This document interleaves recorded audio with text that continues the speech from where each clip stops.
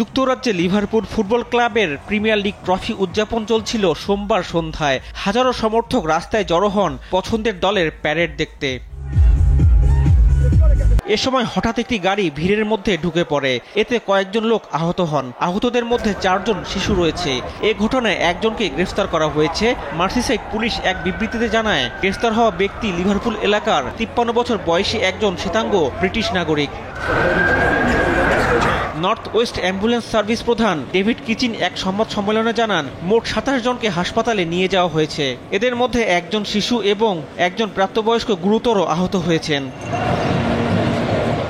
Merseyside fire and rescue সার্ভিসের chief fire officer নিক সিয়ারলে জানান, গাড়ির নিচ থেকে 3 জন প্রাপ্তবয়স্ক ও একজন শিশুকে উদ্ধার করা হয়েছে। এছাড়াও আরও 20 জনকে ঘটনাস্থলেই প্রাথমিক চিকিৎসা দেয়া হয়েছে, যাদের আঘাত ছিল কিছুটা কম।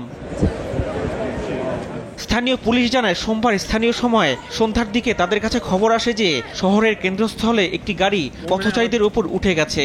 পুরো শহর যখন লিভারপুল ফুটবল ক্লাবের 20তম লিগ শিরোপা জয়ের উদযাপনে ব্যস্ত ছিল, তখনই এ ঘটনা ঘটে। সামাজিক যোগাযোগ মাধ্যমে ছড়িয়ে পড়া ভিডিওতে দেখা যায়, রাস্তায় উদযাপনরত জনতার ভিড়ে একটি গাড়ি সোজা গিয়ে ঢুকে পড়ে। রিফাত আঞ্জুম, দেশ টিভি, স্পোর্টস ডেস্ক।